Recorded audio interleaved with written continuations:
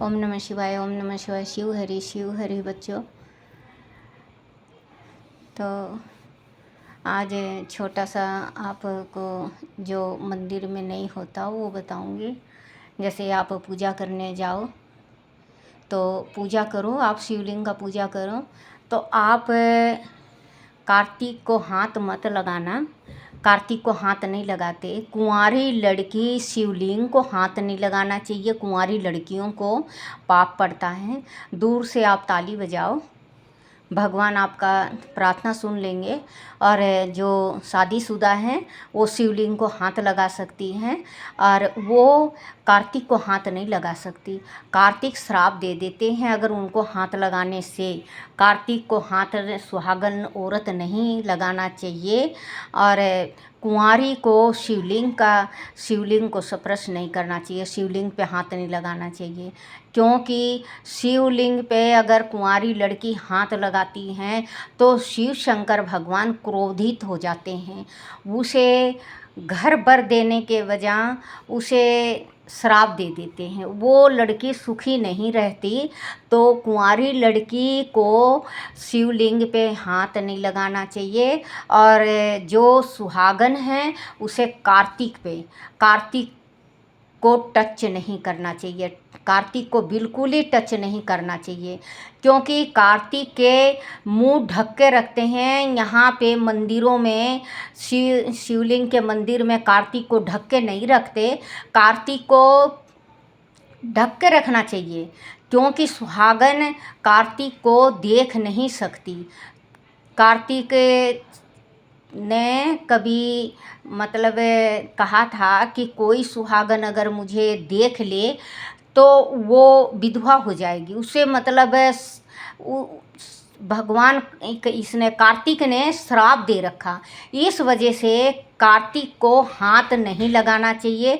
कुंवारी लड़की को हाथ शिवलिंग पे नहीं लगाना चाहिए कुंवारी को, और शादीशुदा को कार्तिक में। ये ज़रूर दो बातों का ध्यान रखना। ये दो बात बहुत ज़रूरी हैं। आप के अगर अड़ोसी पड़ोसी में कोई जानते ना हो तो ज्ञान देने से ज्ञान बढ़ता है। अंदर ज्ञान को समेट लेने से अगले जन्म में गूंगा बनता है। भागवत गर्भ गीता में लिखा हुआ है कि जिस इंसान को ये नहीं कि ब्राह्मणी को आना चाहिए ज्ञान, हर एक इंसान को आता है ज्ञान। माँ सरस्वती हर एक इंसान के ज्ञान देती है एक दफ़े जीवन में। वो ज्ञान अगर हमारे अंदर है तो आप ज्ञान को बांटो। ये नहीं कि हम यूट्यूब में बना रहे हैं तो यूट्यूब में ही नहीं, आप यूट्यूब में भी बनाओ। आप पड़ोसी को भी बताओ। अगर कोई गलती कर रहा है पूजा में तो आप उस टाइम मत बोलो। बाद में बोलो उसको। मंदिर से आना, जिस टाइम मंदिर से बाहर निकल जाए जब बोलो कि आपने ये गलती किया था। तो या बड़ा हो या छोटा हो, ये नहीं है कि कोई बड़ा गलती करता है और छोटे को पता है वो ना बोले। नहीं, ये बोल सकते हो। ज्ञान छोटा या बड़ा का सवाल नहीं होता, ज्ञान होता है। तो ज्ञान आप जितना भी ज्ञान बांटोगे ज्ञान उतना ही बढ़ता है। ज्ञान को समेटना नहीं चाहिए।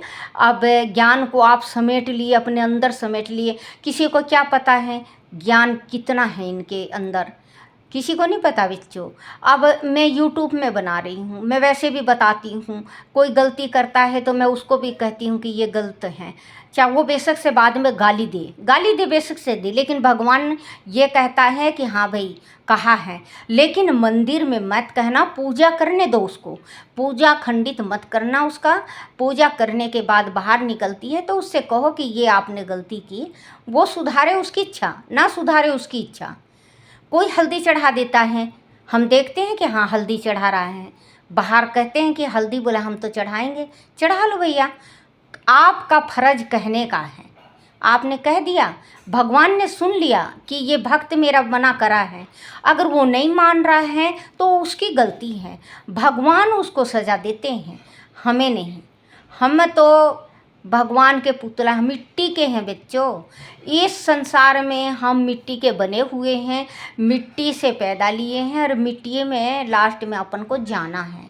तो अपन को जो ज्ञान भगवान माँ सरस्वती ने दे रखा वो ज्ञान बांटो। और बच्चों आप देखो, मेरा ये वीडियो देखा करो और बेटे सकलाइज वगैरह बढ़ाओ। कहते हैं ना दान देना। बच्चों आप मुझे ये दानी दोगे जो मेरी यूट्यूब आप बढ़ा दोगे और मेरा यूट्यूब चल पड़ेगा, तो आपका ये दानी है।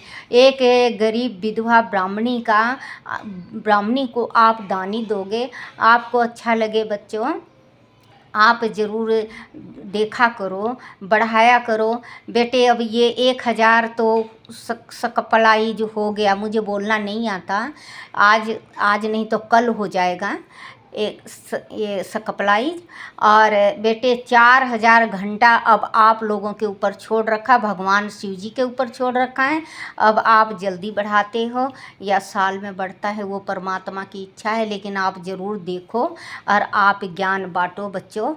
आप अगले जन्म में गूंगा बनना नहीं चाहते तो आप ज्ञान दो, अपना जो भी गुण है, जो आपका गुण है। कि देखो भगवान ने किसी को रोटी का गुण दे रखा, किसी को कपड़ा पहनाने का गुण दे रखा, किसी को श्रृंगार करवाने का गुण दे रखा, किसी को पढ़ाने का दे रखा, विद्या दे रखा, किसी को किसी चीज़ का, किसी को आवाज़ का, किसी को ढोलक का, किसी को मजीरा का। इस संसार में कोई ऐसा नहीं है बच्चों जो कि किसी के पास ज्ञान नहीं है। ज्ञान सबके पास है।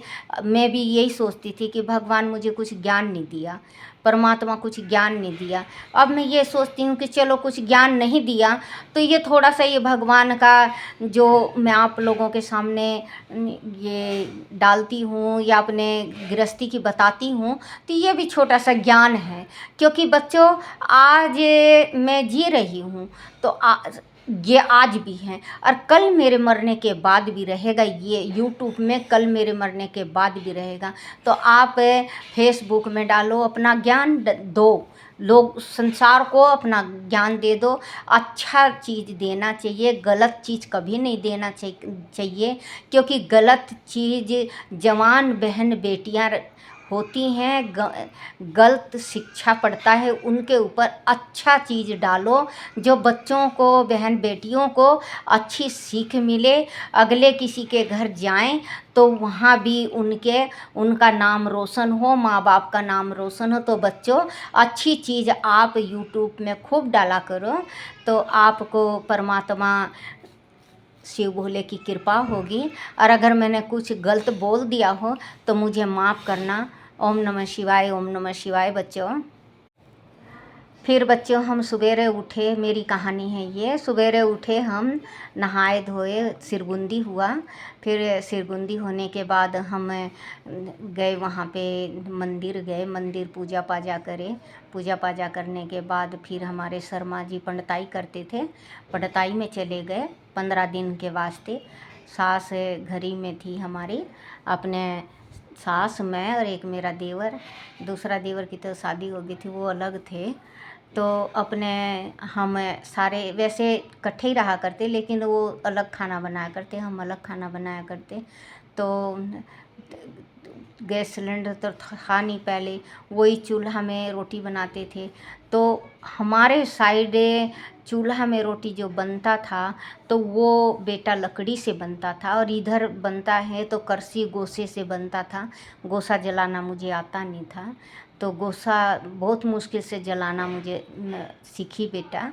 मेरी जिठानी, एक बड़ी जिठानी है, उसने सिखाया कि ऐसे ऐसे करके गोसा डालते हैं। क्योंकि बहू रोटी थी, अब बहू रोटी थी तो मैं कहे बोले कि बहू रोटी है, मेरी सासू कही बोले तू खाना बना ही लेती है सारा, तो खाना बना लियो। मेरे पिताजी कह दिए थे हाँ कर दियो, चाहे तुझे बेशक से ना आए। मैं हंसी की बात भी बताऊंगी आप लोगों को कि मैंने क्या क्या गलतियां करी हैं। तो फिर इसके बाद मेरी सास जजमानों के चली गई, क्योंकि जून में तो शादी बहुत होता है ना बच्चों। तो मेरी सास शादी में चली गई अपने। मैं तो बार बार गोसा जलाऊं और गोसा बुझ जाए, गोसा जलाऊं बार बार बुझ जाए। फिर मेरी जिठानी देख रही थी, मैं रोने लगी। तो मेरी जिठानी आके सारा मेरे साथ काम करवाई, खाना पीना बनवाई। और अपने खाना पीना बहु रोटी हुई हमारी। बहु रोटी होने के बाद पहले बहुत 25 पैसे को भी बहुत ज़्यादा कहते थे, 1 रुपये को भी बहुत ज़्यादा था बेटा, 50 पैसे भी बहुत ज़्यादा। खाए जैसे मतलब बहु थाली में देते हैं, कोई किसी ने 25 पैसे दिया, किसी ने 1 रुपये दिया, किसी ने 50 पैसे दिए। ऐसे करके मेरे पे 20 रुपये हो गया था उस टाइम। बहुत 20 रुपये तो बहुत ज़्यादा हो जाया करता। अपने 20 रुपये हो गया मेरे पास, तो मैं खूब खुश कि 20 रुपये हो गया, क्योंकि बच्चा ही बुद्धि था बेटा उस टाइम। क्योंकि अब देखो बच्चों, मेरी गुड़िया 16 साल की हैं, 16 साल में मेरी शादी हो गई थी। तो मैं इतनी टेंशन, बहुत ज़्यादा टेंशन रखती हूँ अब भी कि मेरी बच्ची गुड़िया का तो मैं 24-25 साल की शादी करूँगी पूरी पढ़ाई करने के बाद। उस टाइम तो ज़माना और था, अब और ज़माना है बच्चों। अब उस टाइम तो अनपढ़ को अपना लिया करते, अब अनपढ़ों का कोई गुजारा नहीं है। तो फिर इसके बाद बहु रोटी होने के बाद सब दुरानी जिठानी सब अपने अपने घर चले गए।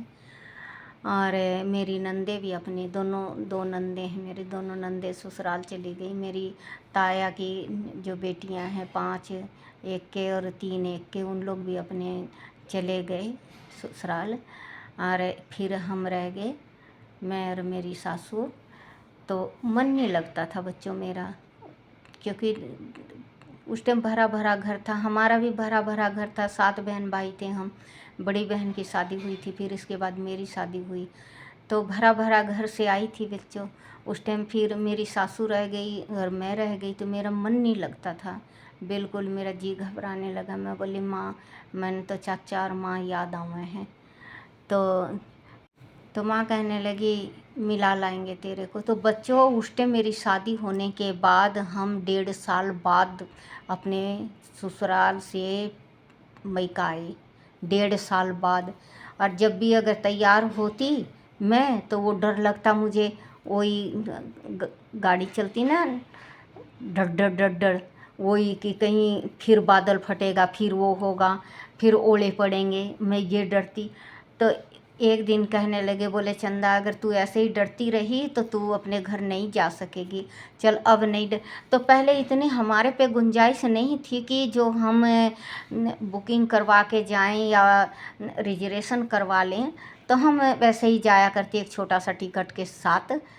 तो हम फिर 1.5 साल बाद मैं अपने घर गई।